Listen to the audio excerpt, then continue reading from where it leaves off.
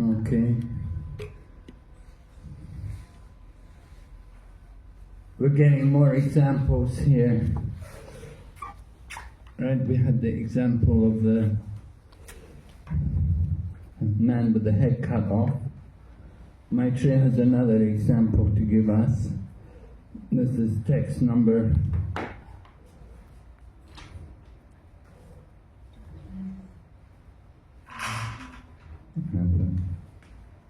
It's slowly coming. Wait.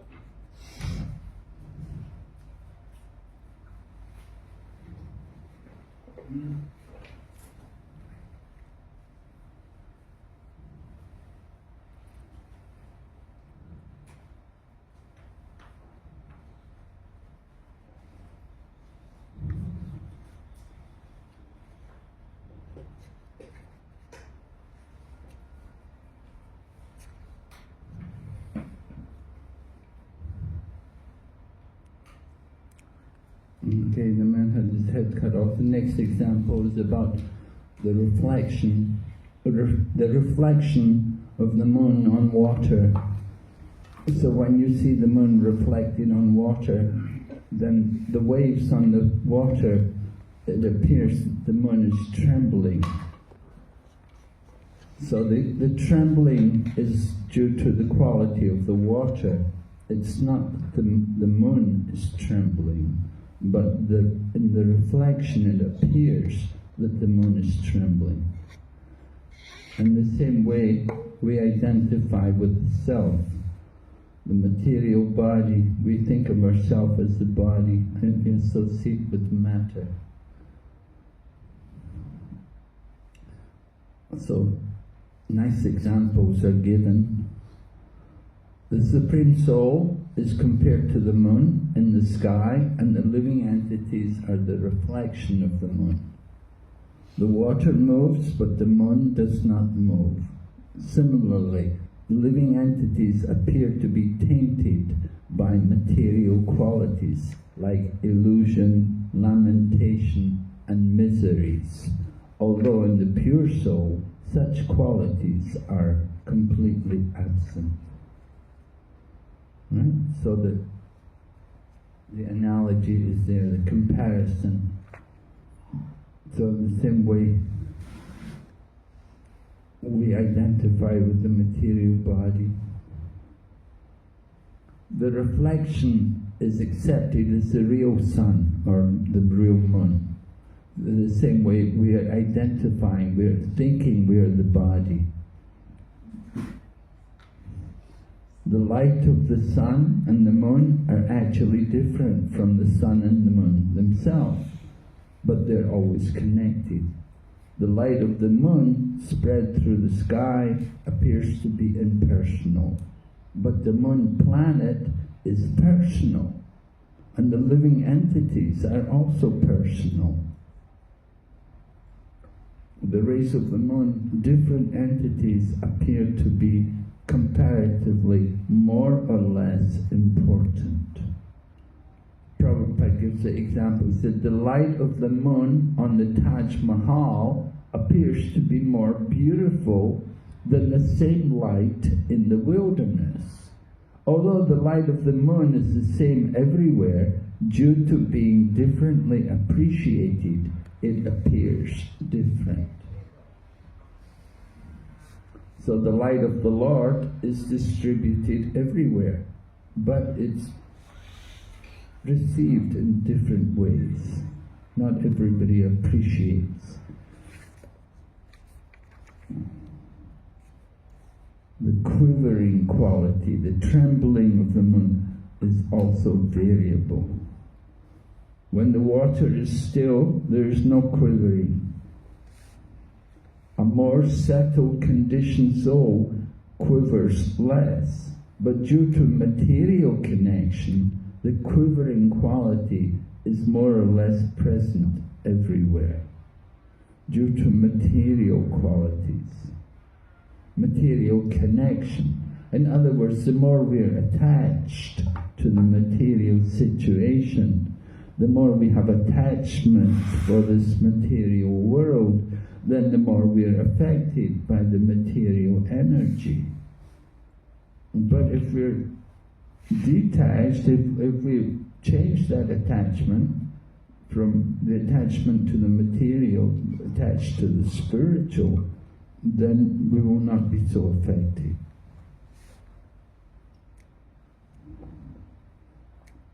So then Maitreya, his conclusion is, this misconception of self-identity can be changed by the mercy of Krishna through devotional service.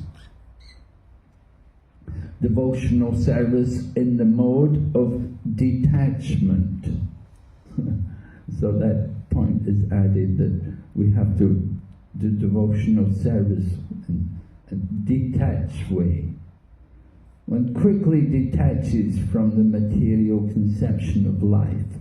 You do devotional service quickly, we can give up the attachments. The example is there in Srimad Bhagavatam. Maharaj Chitraketu, he was very attached, and he got the son, and he was overjoyed, and then the son died, and he was broken-hearted. But again he became situated on the transcendental platform, and he went on to become king of the Vijayadharas, and he was and then he got cursed. And an interesting life. So material attachment can be overcome by transcendental knowledge. And by the practice of devotional service, we awaken transcendental knowledge and detachment. The example is given, just like when you eat food, you get relief from hunger, and you feel nourishment and satisfaction. All these things come about as you go on eating. And so similarly, in the practice of devotional service, by performing service for Krishna in the mood of devotion, we will get relief from material attachment, and we will awaken transcendental attachment for Krishna. And we can go on to actually associate with Krishna and be connected to Krishna.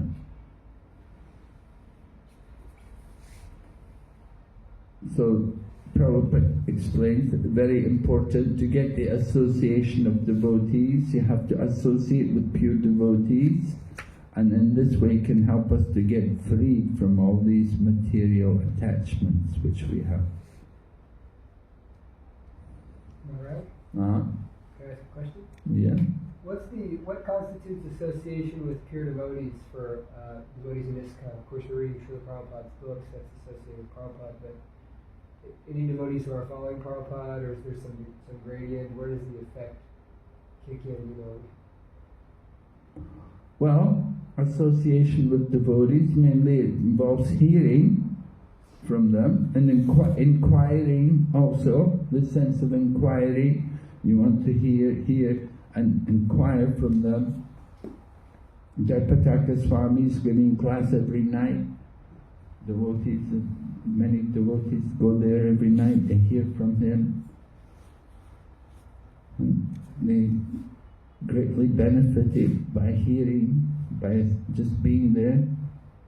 And also association,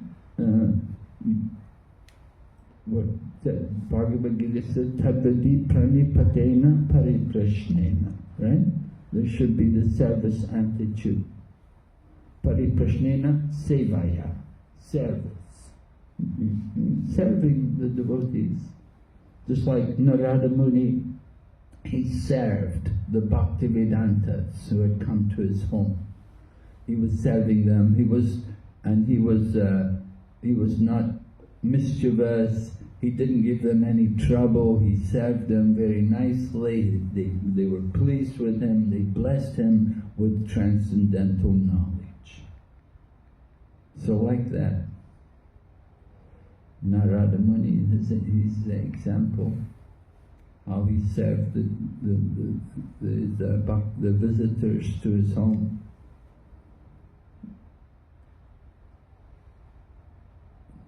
Okay? Not association.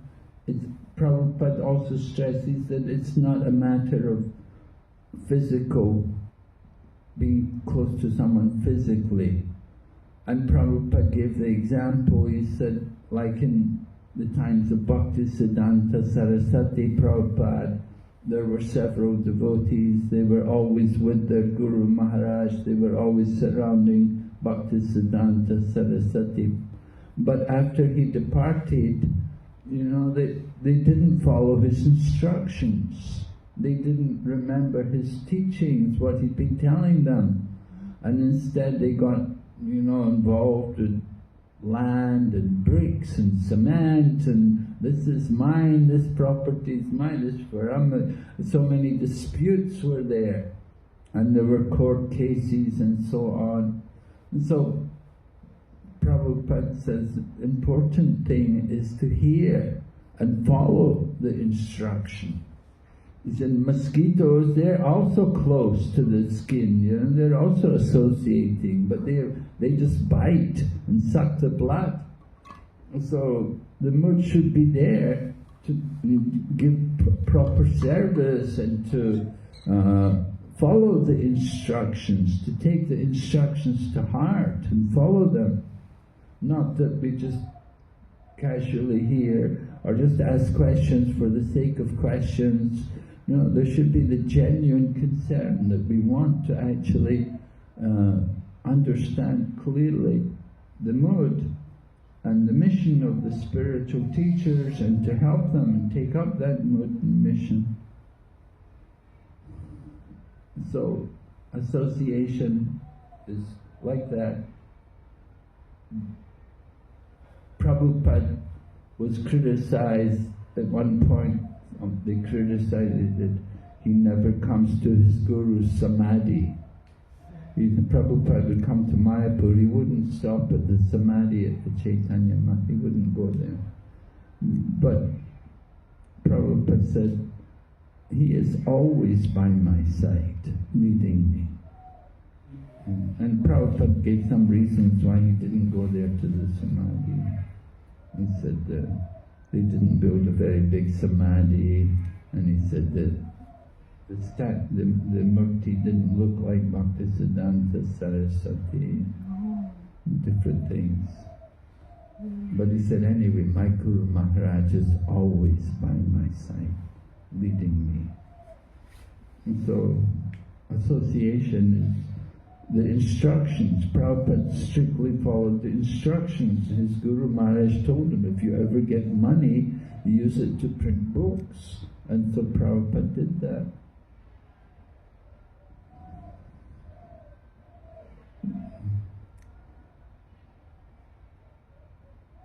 So, it's hearing and then following. Not just hearing, but actually following and applying what we hear. That's also important. Alright, so Maitreya continues, and he's talking about the nature of devotional service. He's described the important, the real mission is to take up devotional service. He's answered Vidura's questions, and he's telling him now that when the senses are satisfied, then are satisfied in the seer, meaning the super soul, and merge in him, all miseries are completely vanquished, as after a sound sleep. So, my Vidura had asked about why the living entity is suffering, is experiencing misery when the Lord is with him. And so Maitreya is saying, when the senses are satisfied and merge in him, in other words, we have to be connected to Krishna, we have to feel the connection to Krishna. And if you're connected to Krishna, then there's no misery, there's no problem. Like Queen Kunti said, let all these miseries happen again and again, because when I'm in misery, then I'll see you again and again. And seeing you means we will no longer see birth and death. So like that, the miseries are all vanquished as soon as we become Krishna conscious. Although we may appear to be in difficulties,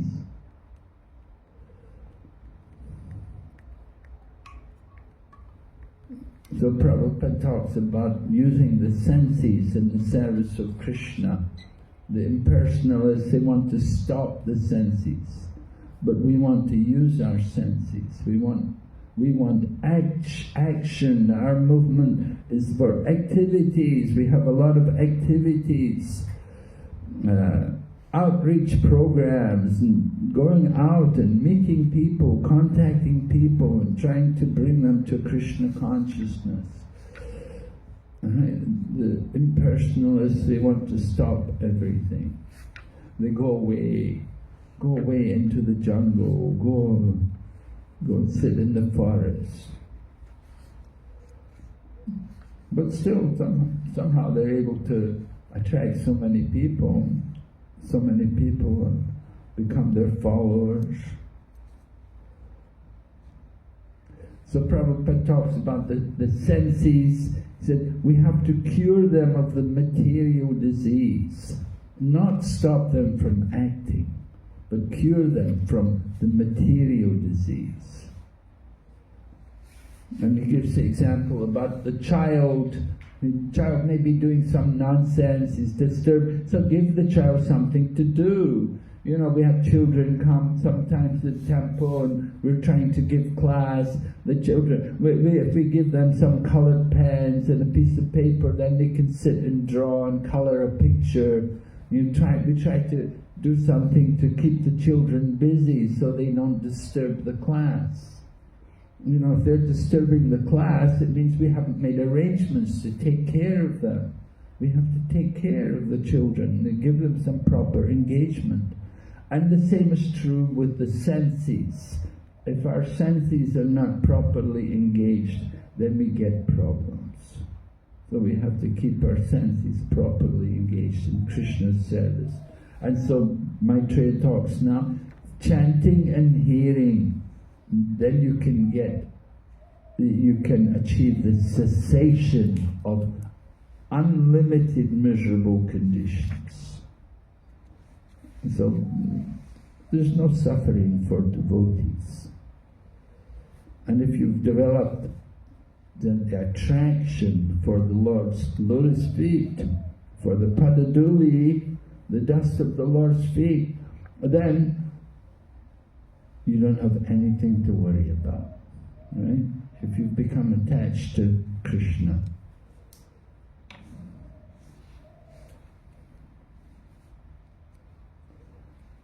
So Prabhupada said 2 different methods are recommended in the Vedic scriptures. Of the 2, the best one is the path of devotional service. You don't have to wait for the attainment of the fruitive results of pious activity or the results of knowledge. So sadhana bhakti is definitely the beginning of bhakti yoga. Do some sadhana and then you go on, do it nicely, you'll come to raga bhakti.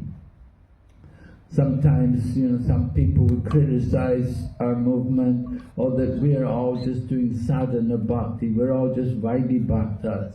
We never come to raga bhakta. But raga bhakti is also there within our Krishna consciousness movement. There's a lot of raga there. Every morning we're playing the Govinda song, we can meditate on the Lord and His activities in Goloka. Every morning, every day we're singing Jai Radha Madhava. This is also full of raga. There's a lot of spontaneous devotion there. And the result of spontaneous devotion is that Krishna becomes controlled by the devotee. Right? Can you think of some examples where Krishna became controlled by the devotee? Huh?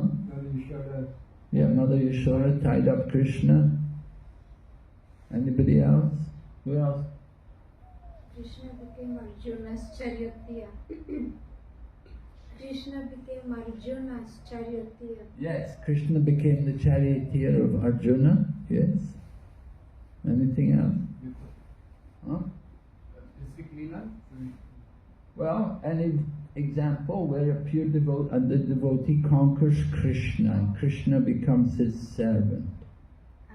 Krishna stole, like Kirchara Gopinath, he stole Kir from Madhavendra Puri. Oh, yeah. Very nice, yeah. Krishna he acted like a henpecked husband to his 16,108 wives. Well, that was Krishna, but I don't know if that just because of their pure devotion. Yeah, it could be. Maybe. There's a purport actually. Sakshi Gopal. It says like that? He says that Krishna received he captured the parijat flower not because he was reciprocating with Satyabhama's pure devotion. Okay, that's a good example. Yeah, he brought Satyabhama the parijata flower. He wanted to keep her happy. And she was jealous of Rukmini. That was another thing. Tragic. In the first canto, Krishna was about to leave, and then everybody asked him to stay longer when he was leaving. Yeah. But then when Yudhishthira Maharaj asked him, then he stayed, I think, for 2 months. Yeah, Right? he stayed on. Yeah, he was going to leave to go back to Dwarka, to go back to the family. But Maharaj Yudhishthira begged him to stay longer. Yeah, good. So like that, Raga Bhakti, one can even control the supreme powerful Lord. So, if you come to that stage of Raga, of course. So then Vidura has more questions. And we'll see in this chapter, there's about 40 questions which he asks in this chapter. So, all my doubts about the Supreme Lord and the living entities have been removed by your convincing words. My mind is now perfectly entering into them. So he's very happy to have heard from Maitreya. He's very satisfied with the answers which Maitreya gave him to his questions. And he's going to ask more questions.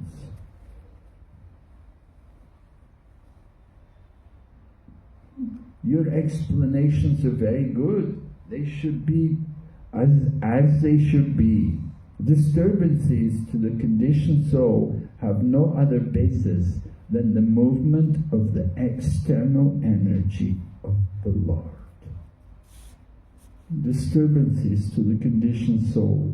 All the suffering, all the pain which we go through, it is all just the external energy. Prabhupada writes there, let me just read that purport a little bit there. Prabhupada said, the conditioned soul falsely suffers many unfortunate incidents in material life. We should remember that. Falsely suffering. Actually, we're all spiritual entities. But the suffering is just the arrangements of the Maya, because we're under the avidya potency. We've forgotten Krishna. Krishna Bulya Jeev Anadir Mahir Mukha Itaya Maya Taradya Samsara Dukkha. That we have forgotten Krishna since time immemorial. And forgetting Krishna, we're looking at the Bahir Mukha, the external energy. And because we're looking at the external energy, we are suffering. It's the nature of the material world. So much suffering.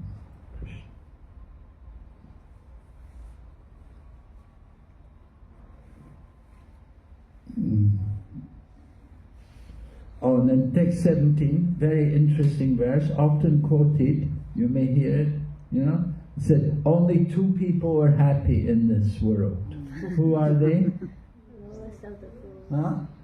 Lowest of fools. Lowest of fools and the most transcendental. The Paramahamsas and the fools. Right? The Paramahamsas are the topmost persons, and the lowest, the ignorant fools, they're the happiest.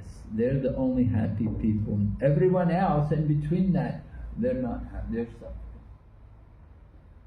So both the lowest of fools and he who is transcendental to all intelligence, meaning Paramahamsas, they enjoy happiness. But persons between them suffer the material pangs. In other words, practically everyone's suffering. Material world. The lowest of fools pass their life suffering. They don't inquire why I'm suffering. Sanatana Goswami met Lord Chaitanya and he asked, Kiyami, who am I? Why am I suffering? And so that was intelligent, that's the beginning of inquiry. And if we don't inquire like that, then we're on the level almost of animals. And Prabhupada talks about how so much suffering is there. The foolish people, they're work hard all day in the factory, and at night they come home, they try to enjoy with their wife, have some sex, and they're thinking they're happy. They're the fools. They have no proper sense of what is misery.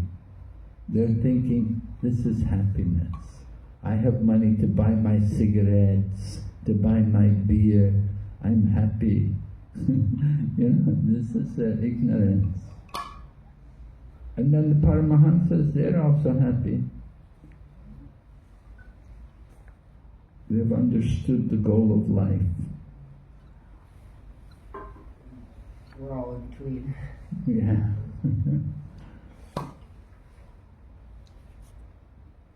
So Vidura says to Maitreya, I am obliged to you because I can now understand this material manifestation is without substance, although it appears real. I am confident by serving your feet it will be possible for me to give up the false idea. So Vidura is saying the material world is without substance, although it appears real. And so it's almost like what the Mayavadis say, what they say? They say, Brahman Satyam? Yeah, Brahman Satyam Jagat Mithya. And so Vidura is almost saying like that. He said, although it appears real, we're thinking the world, it's real, but at the same time it's temporary. It's not eternal.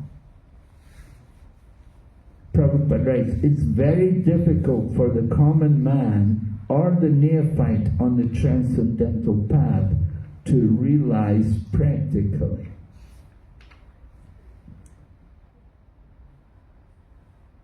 However, by serving, what is very difficult for them to realize practically?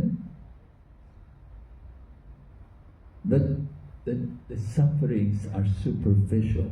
Just like if we preach to somebody, oh, you're not the body, you know, you don't have to worry.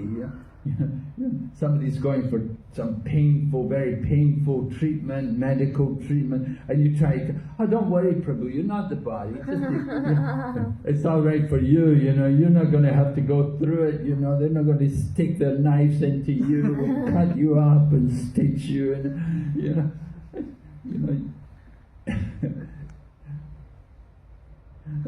Yeah, you know, recently there was this one devotee, she's getting cancer treatment, and you know, a lot of pain and a lot of suffering, you know, and chemotherapy, a lot of pain and very painful, And then after that, then some other thing they were doing, sticking something into her lungs and some tube coming out, you know, to drain the thing out of her lungs, and it's so painful, so much stuff. And I tell her, oh, don't worry, you're not the body, you know. I mean, I felt myself, it's not really the best preaching, but what to do, you know, just tell them, you know, chant Hare Krishna. Try to chant Hare Krishna. And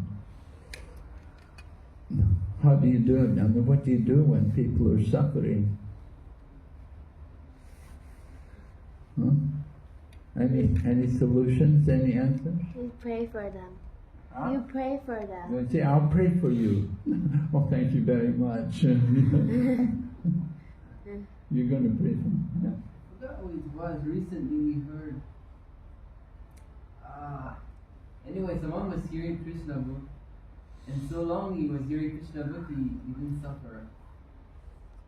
He was having a terrible disease. Anyway, also my experience, when the mind gets, when you hear Krishna Katha, and if your mind gets away from body, then you suddenly don't, during that time at least you don't, experience is not the same. Right.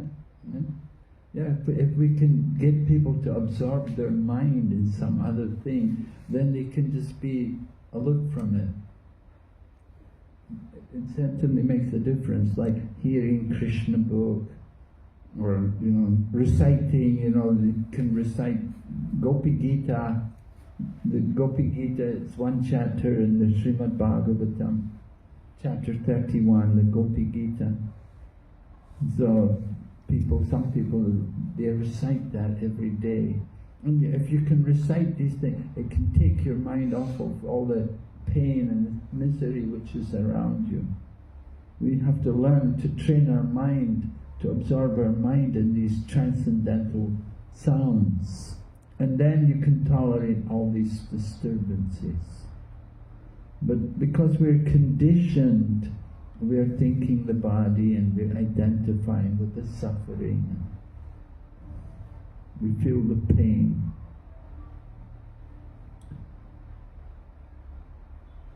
So Prabhupada talks here about by serving the feet of the great transcendentalists like Maitreya Muni, and by constantly associating with them, then one is able to give up the false idea that the soul suffers from material pangs. No, the soul doesn't suffer. The soul is Satchit Ananda. But out of illusion, we're thinking. So serving the feet of the spiritual master, you develop ecstasy in the service of Krishna. And by serving Krishna, you get rid of all material distress.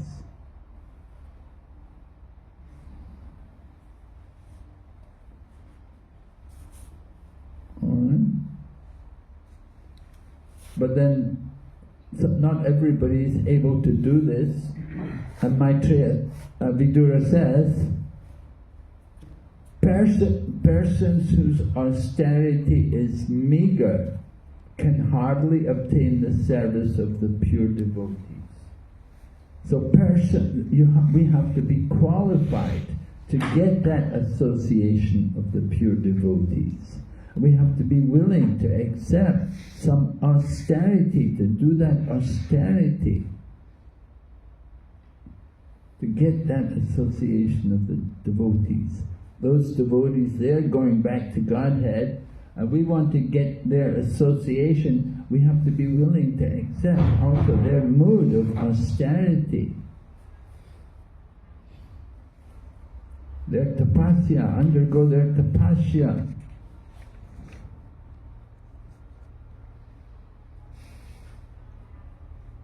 So Srila Prabhupada was very strict with the devotees around him. You know, Prabhupada was traveling, but Prabhupada never suffered jet lag.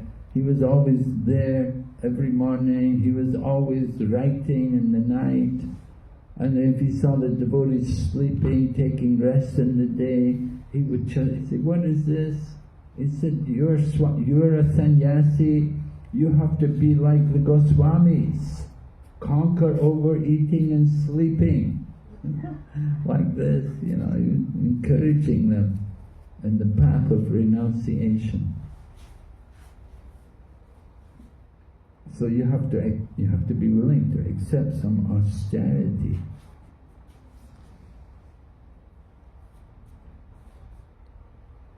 We were saying, oh, we don't have austerity in Krishna consciousness, right? It's all recreation.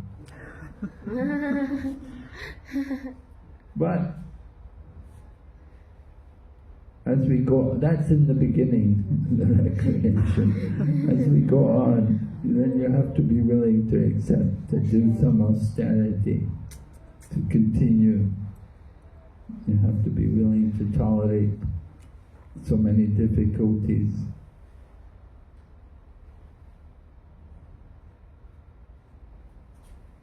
Okay.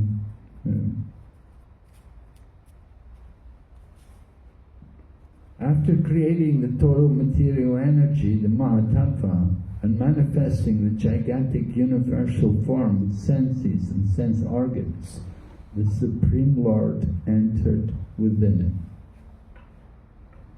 So Vidura wants to understand the remaining portions of the creative function of the Lord.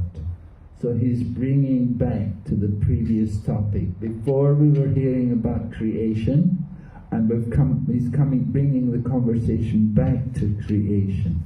And we're going to hear, in the next chapter, we're going to hear about the creation of Brahma, the birth of Lord Brahma, and how he takes over creation.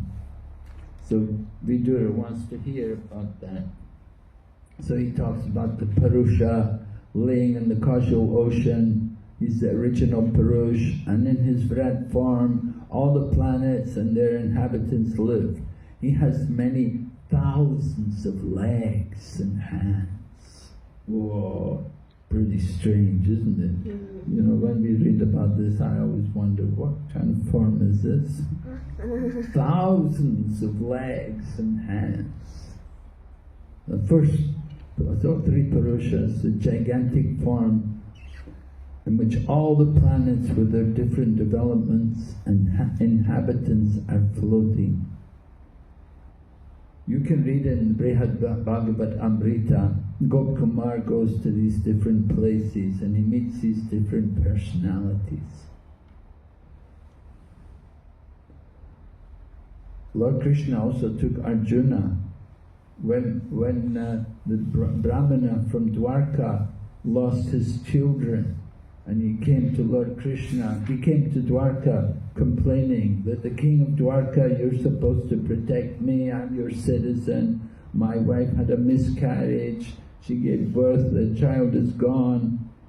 And so then they couldn't find, Arjuna vowed that he would protect, but then the next child was born and again miscarriage. So Arjuna was supposed to give up his life.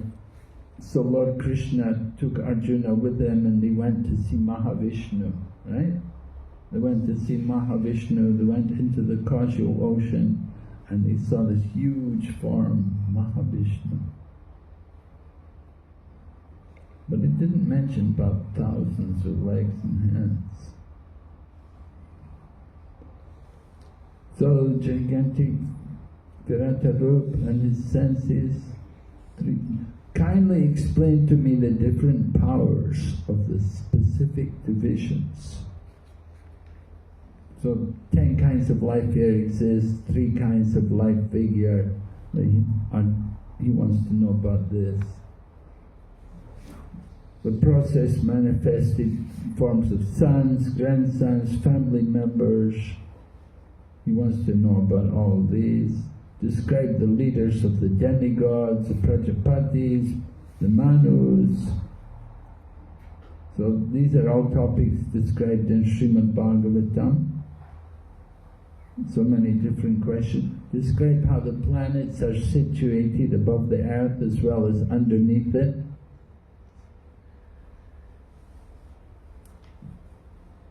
And their measurement as well as the earthly planets. Right? There's planets above the earth. Above the earth we have the heavenly planets, and below the earth you have the hellish planets, Patala Loka, and like that.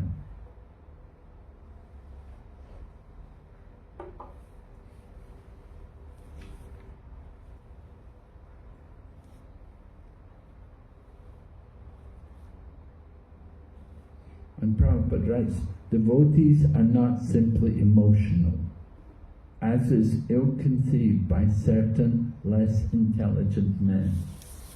Why would we think we are emotional? Because our philosophy is based on the love and emotions for Krishna. Great devotees sometimes cry. Well, how many devotees cry? Not too many. But generally, why do they think we are emotional? No, they come to kirtan. You see us in kirtan, you see everybody jumping and dancing. It appears to be a very emotional display. And if we go for Harinam, they see us dancing and chanting. They think this is a very emotional thing. These people are generally like armchair philosophers. They sit in the armchair and talk philosophy, smoke cigars, drink cocktails, and discuss Vedanta, something like that. When they think of the devotees, they're just sentimental. Chaitanya Mahaprabhu was considered sentimental. Why? What was he doing? Chanting and dancing.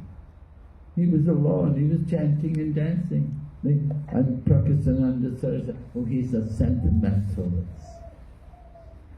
So people think we're sentimental, we're emotional by our behavior, just by they see us and they see us dancing, right? And so these people think, oh, we're just sentimental, but they never take time to talk with us.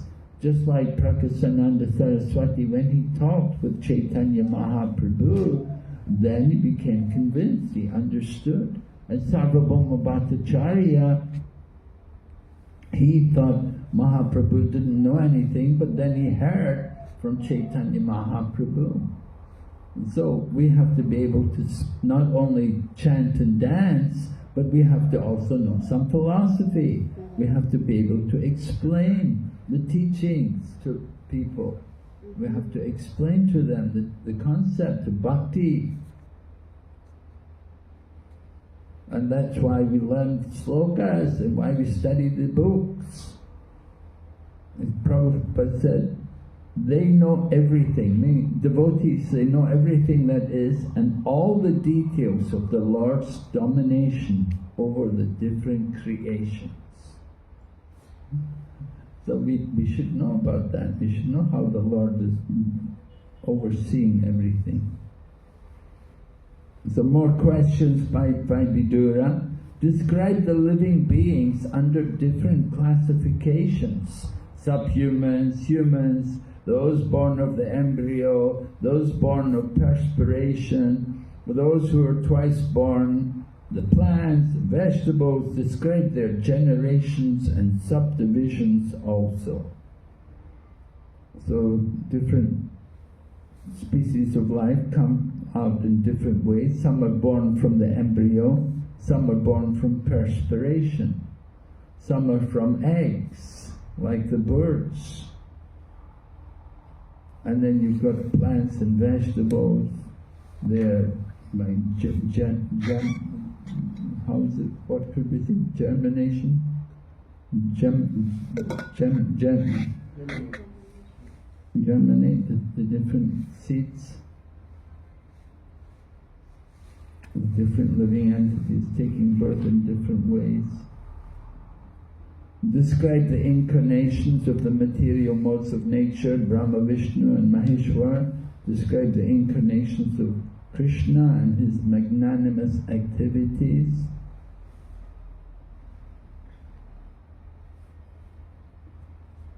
then describe the different divisions, Brahman, Kshatriya, Vaishya, Sudra, Brahmacharya, Grihastha, Vanaprastha, Sannyas, describe the birth of the great sages and the divisions of the Vedas.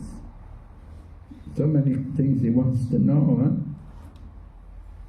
Unless one achieves at least the Brahminical qualifications, one cannot understand the Vedic hymns. So the Vedas, you see, this was a criticism given. We chant the Hare Krishna mantra, and they say that Hare Krishna mantra is a Vedic mantra. It's from the Vedas. So they say, they criticize Chaitanya Mahaprabhu that everyone's chanting you've got everyone chanting a Vedic hymn. The system is you're supposed to go to the Brahmanas and they will recite the Vedas for you. Not that you can recite the Vedas.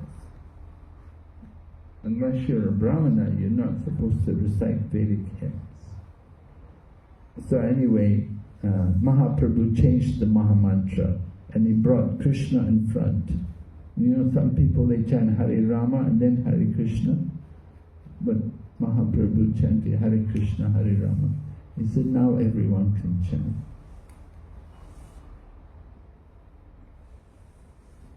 So the Vedic hymns. Vedeshu durlabham, adurlabham atma bhakto. It's very difficult to know Krishna from the Vedas, but you can know Krishna very easily from the devotee. We have to hear from the devotee.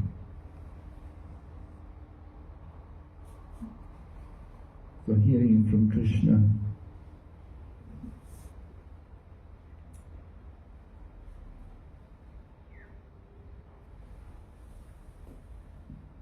Then more questions.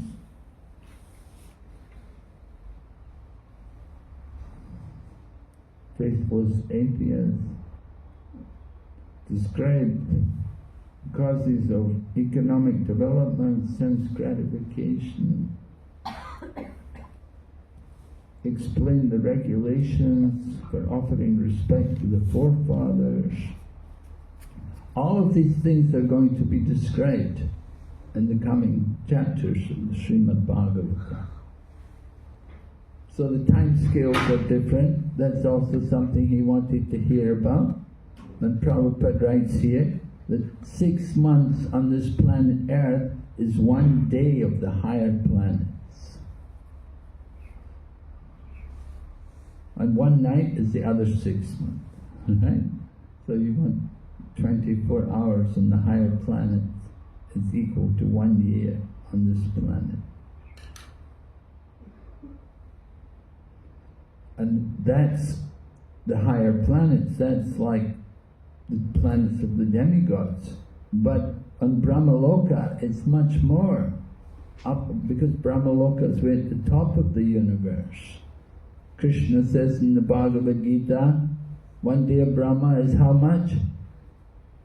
What's the verse in the Bhagavad Gita? Sahasra Yuga Paryantam Aharyad Brahmano Vidha. Yeah? 1,000 ages taken together is the duration of his 1 day. So 12 hours of Brahma is 1,000 Divya Yugas. 1,000 Divya Yugas, the 4 Yugas together, 1,000 times. So that is 1 day of Brahma. So what to speak of a time in this world. And then he wants to know about charity and penances, digging reservoirs of water. These are common forms of charity. There's the famous that Sai Baba in South India. He spent a lot of money digging wells and arranging water supply for people. He had a lot of money, and he used it to do things like that. So digging reservoirs for public use is a great work of charity. Prabhupada writes about retiring from family life after 50 years of age is a great act of penance performed by the sober human being. The Vedas say, Pancha Sorvamvanam Brajet. From the age of 50 you have to retire. You shouldn't be working after 50. What should you be doing after 50? Go to the forest, right? But in Kali Yuga, where are the forests? There is no proper forest to go. So, you have to go to the Krishna consciousness movement. You have to come to Mayapur. Come and retire. But retire doesn't mean to be idle. Retire means to do service. To take up service in the Mayapur temple, to do service. We need many volunteers. We should always be encouraging people to do service. Come and do some service. Nowadays, we have so many workers here, Well, we should have devotees do everything. We don't need workers so much, Devotees, we can do a lot of these things ourselves. It's nice to do service. In Prabhupada's time, we never had any workers here. All the sweeping, every morning the boys in the Gurukula, they would come with the brushes and sweep everything.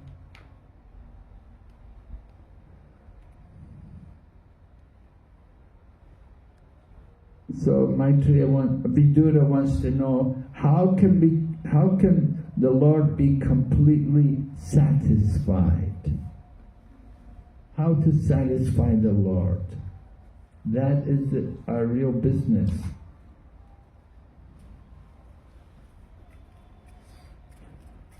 On the lower platform, you've got people coming to Krishna consciousness. They come with material desires. Some people come in distress. Some people come looking for wealth. You've got the inquisitive, and you've got people looking for knowledge. So they all have some desire.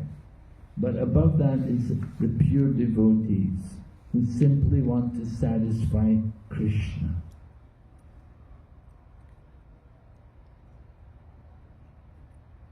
So Vidura wants to know, how can I satisfy the Supreme Lord? And then he describes the mood of the spiritual teacher, that they should be very kind to the needy. They should be kind to their disciples and sons and followers.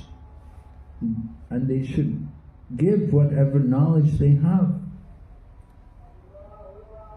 Prabhupada writes in the purport, the followers, disciples and sons are all on one level for the bona fide spiritual master. He's always kind to them and always speaks to them on transcendental subjects, even though he is not asked by them. This is the nature of the bona fide spiritual master. So Vidura is appealing to Maitreya to speak on subjects he might not have asked. He asked a lot of subjects, but still must be other things that Vidura, that Maitreya could speak on. So in other places it says, spiritual master may speak, he may not. He said he's not obliged. Here Prabhupada is saying he should, even though he's not asked, he will speak. And Prabhupada did speak a lot. Every morning, go on a walk, morning walks. And usually he'll say something, he'll talk to something to the devotee, he'll have something to discuss with them. Prabhupada liked to talk with the devotees. Every afternoon he would sit and meet with people. People could come there and Prabhupada would be talking. Sometimes he would have a devotee read. Sometimes he would speak.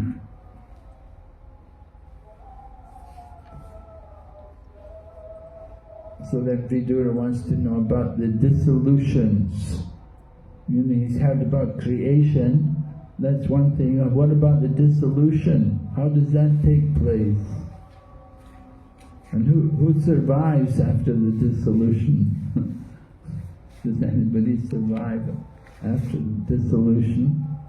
After the annihilation, is everybody removed? Is anybody left?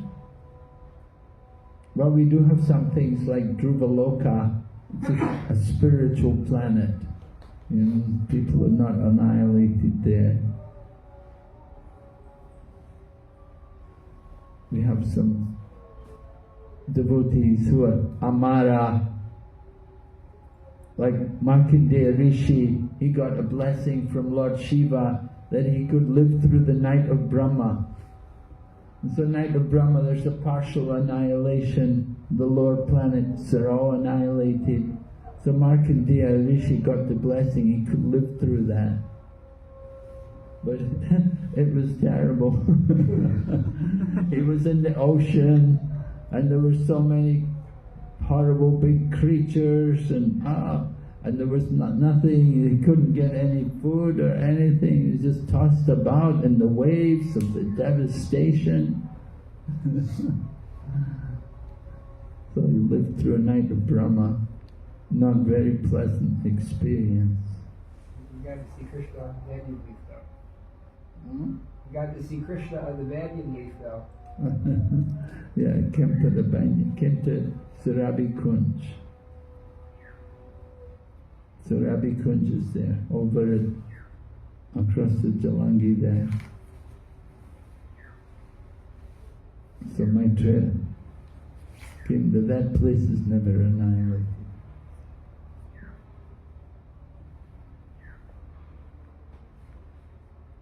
Oh, Krishna. So they quote that the devotees of the Lord never annihilate their individual existence, not even after the dissolution of the entire cosmic manifestation. They are always eternal in both the material and spiritual worlds. Well, we're all eternal, right? We're all eternal spiritual beings. But we see also the example of the Pandavas. It's described that the Pandavas went back to Godhead in their same bodies. They didn't give up the body. They went back to Godhead in their bodies.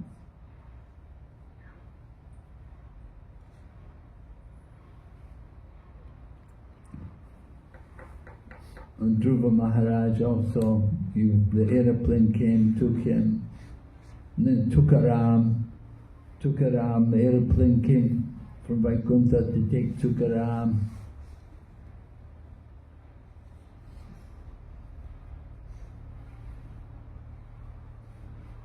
Some more questions.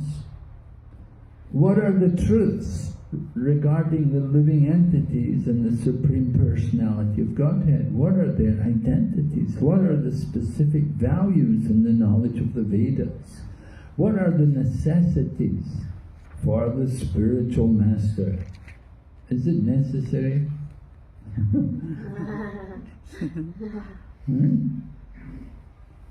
So Prabhupada discusses that.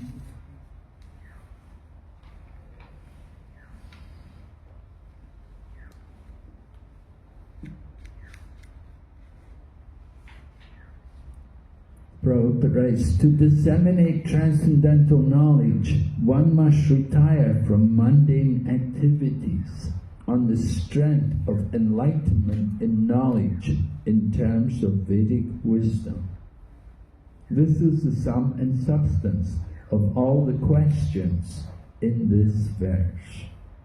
There were several questions asked in this verse, but Prabhupada is giving the essence of that we have to give up mundane activities. But before you can give up mundane activities, you have to prepare yourself for that. You have to cultivate spiritual knowledge, Vedic wisdom. We have to hear. We cannot just prematurely give up everything without any proper education or guidance. So it's important that we prepare ourselves for that. And Prabhupada, you can see in Srila Prabhupada's own life, how he prepared himself before he retired from the family life. That he had been reading, chanting, he was initiated, he even began his back to Godhead. So he was very rich in transcendental knowledge. So you get Raghunath Das, he came to Lord Chaitanya Mahaprabhu, and he came to Lord Chaitanya Mahaprabhu, and Raghunath wanted to renounce the world. He wanted to join Chaitanya Mahaprabhu's movement. And Lord Chaitanya told him, don't be a sahaja. Go home and behave like a normal person, and keep the Lord in your heart. And in course of time, everything will be revealed.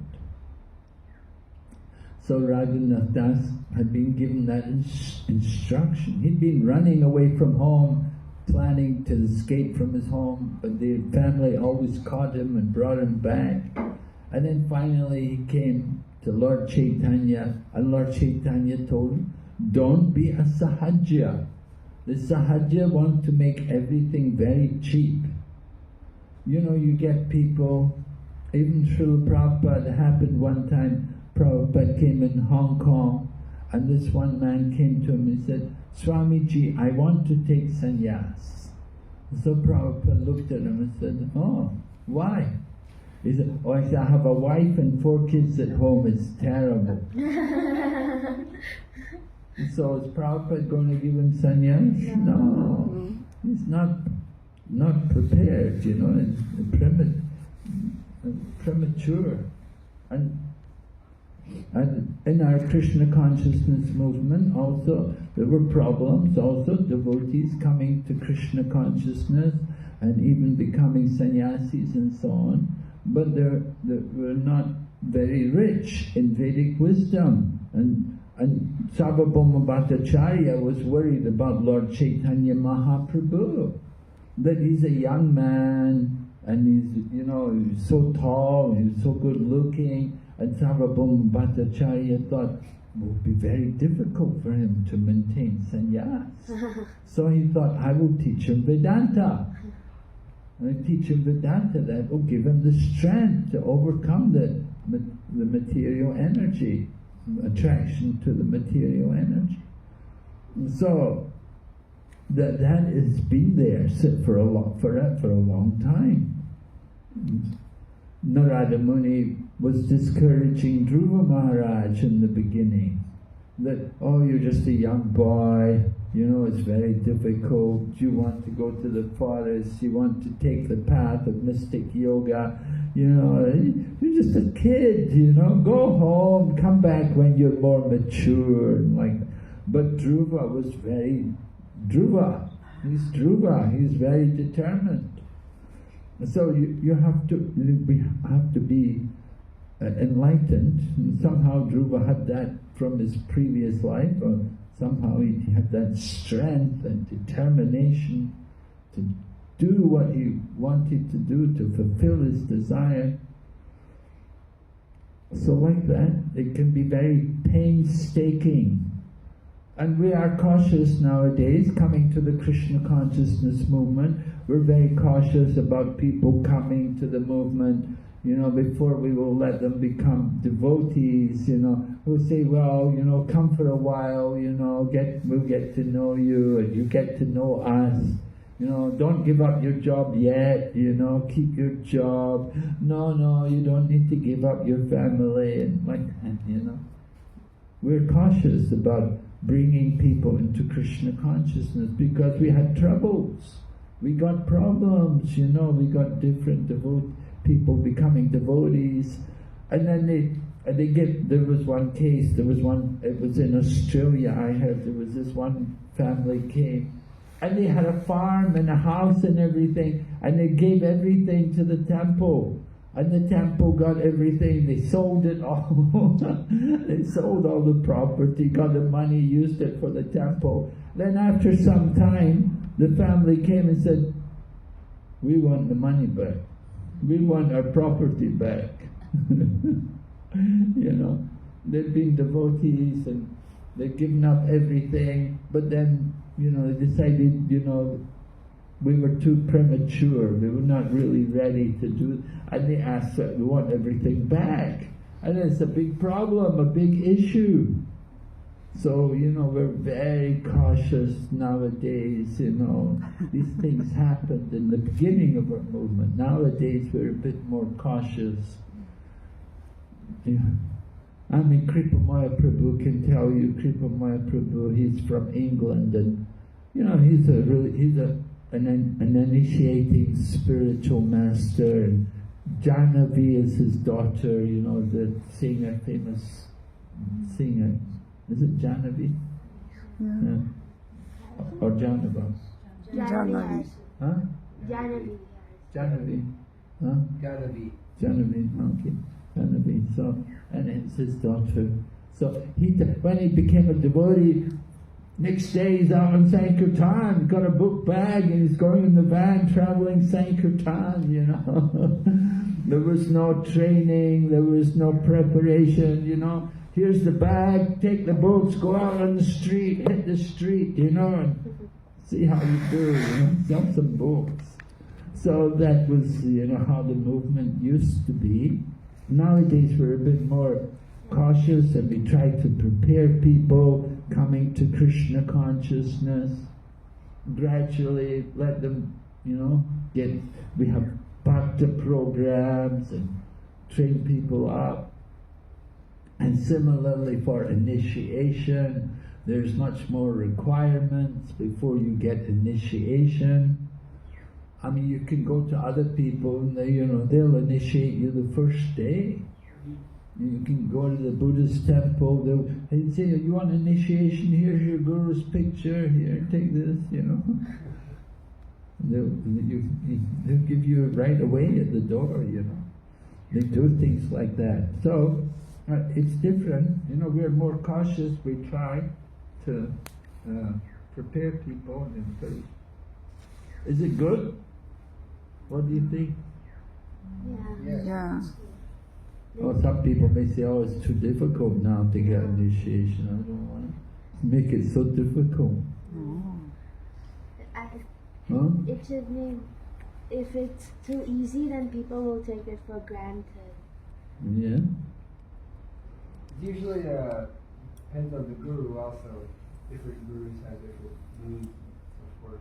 So I think that's personal stuff. You get to know your guru, and then you want to be in his mood, follow his standard.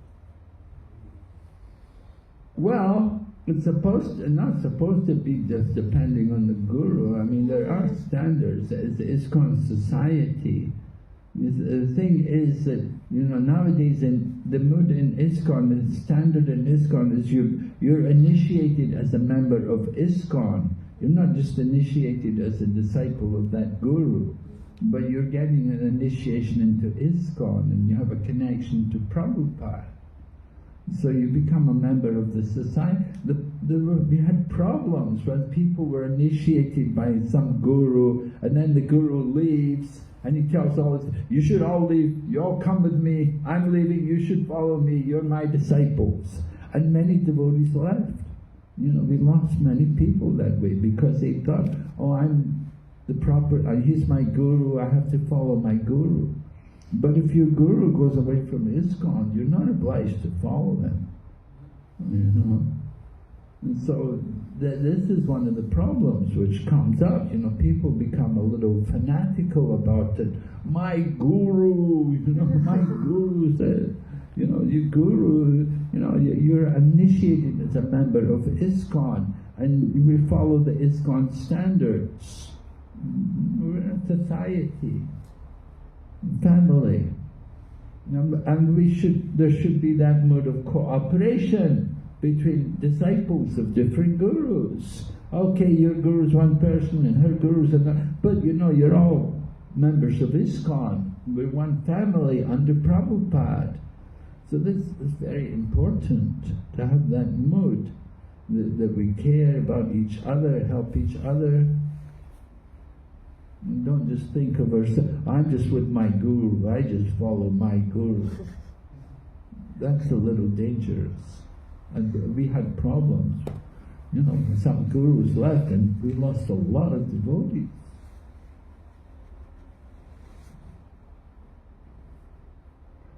And so, What I think I asked you, the ISKCON standard is still the same though, is it not? That 4 regular principles and 60 rounds for a year, same as it was in Prabhupada's time? yes, but there's other things now also. Srimad Bhagavatam. Huh? Srimad Bhagavatam, Bhagavad Gita. Srimad Bhagavatam, what? Aren't we supposed to read Srimad Bhagavatam, Bhagavad Gita for initiation? Is that part of standards? Well, it's not a general standard. Oh. It's good if you do it, of course, but it's not a general standard. Not a particular specific standard. If you have a disciples course. We do have the disciple course, Yeah. and you have to have attended that, and you should be recommended by the temple management, the temple authority, some temple authority. They should recommend you.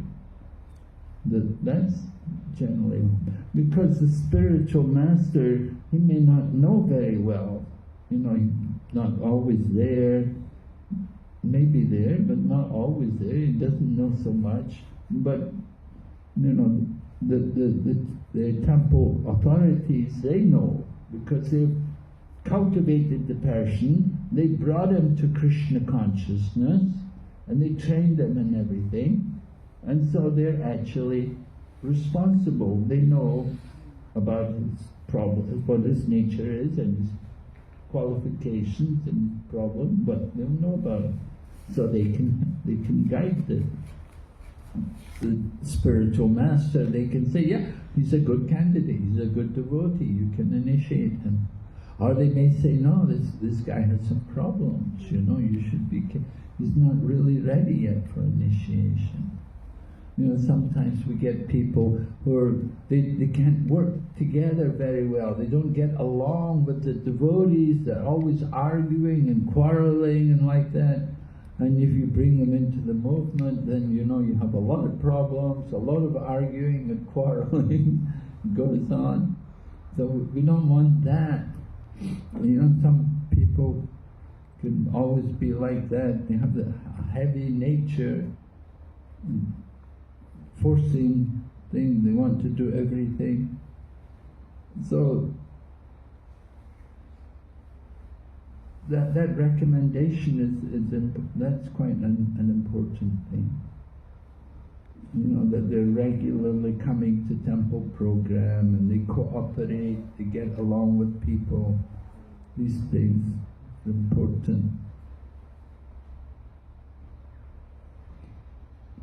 Alright, so Vidura says, spotless devotees have mentioned the source of knowledge. How could one have knowledge of devotional service and detachment without the help of such devotees? Yeah, we need association. You have to have association.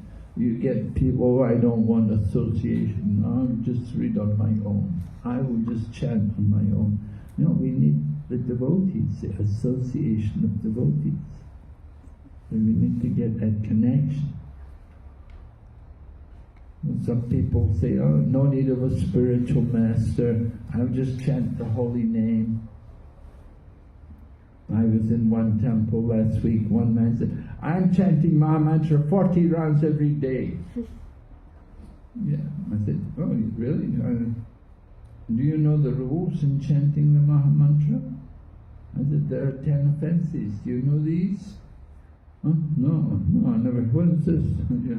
There's so many things they don't know, you know. So people can chant.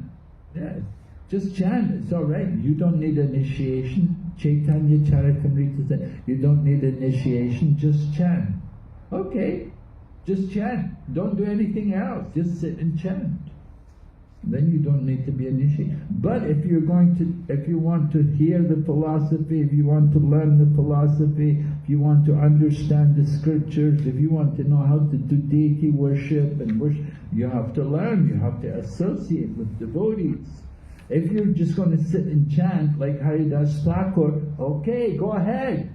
Go and sit in the corner, don't bother us, you know. We don't mind if you just want to sit and chant, no problem. We're not eager to get disciples. But then Prabhupada brings up so many people, they all took their guru. Narada Muni was the guru of Vyasadeva, and Krishna had Sandipani Muni as a guru. Arjuna accepted Krishna as his guru. So the only stipulation is that the spiritual master should be bona fide. He must be in the proper chain of disciplic succession called the parampara. Right? So that is important.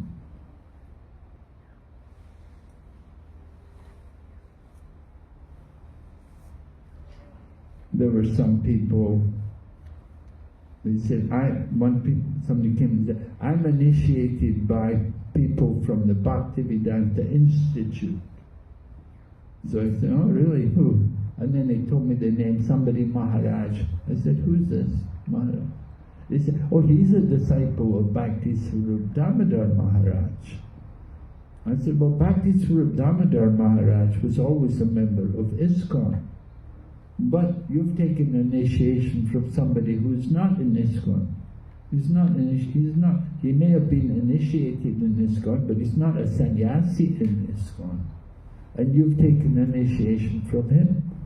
And he's working separate from ISKCON. He's independent from... So I said, his guru never left ISKCON. His guru was in ISKCON, but he left ISKCON. That's not good. And then they come along, they start initiating people. People don't know, and even they're not chanting very much, but still they get initiation. So many issues.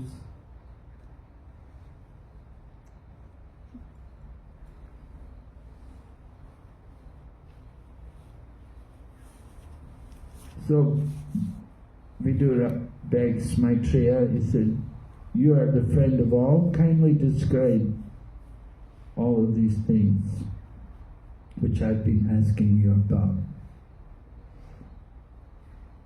Your answers to all these questions will grant immunity from all material miseries.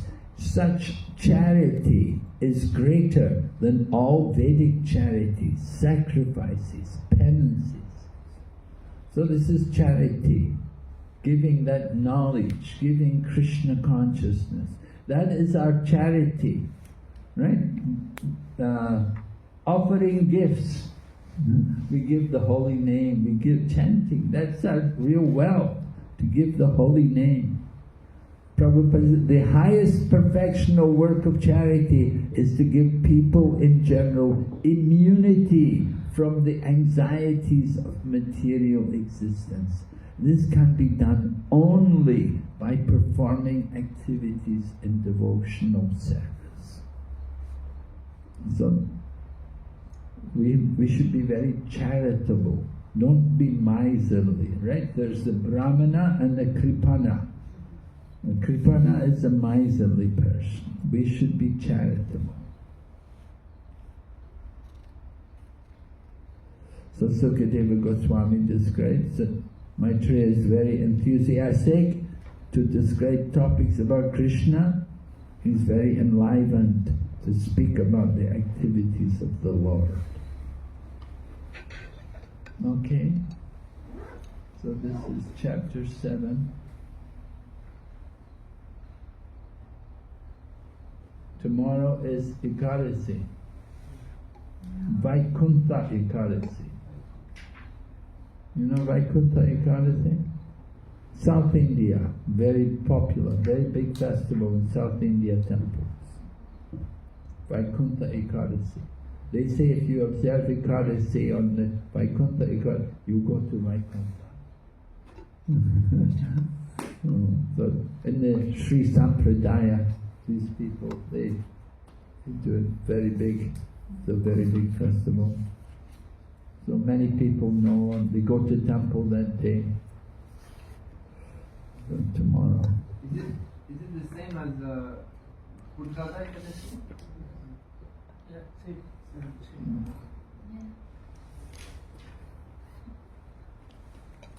Yeah, Vaikuntha Ekadasi is what they call it, because you get the benefit of going to Vaikuntha.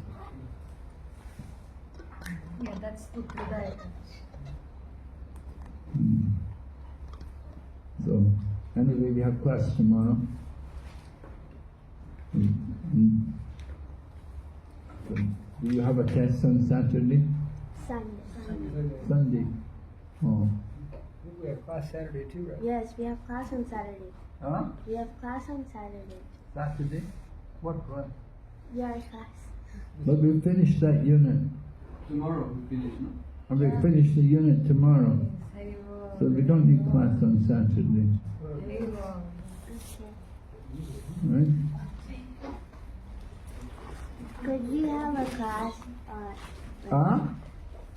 could you share some Prabhupada pastimes with us?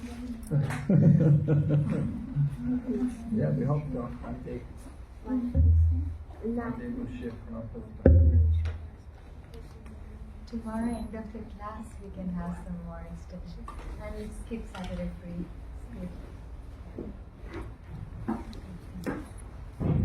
Okay, so Prabhupada, keep that. Bye.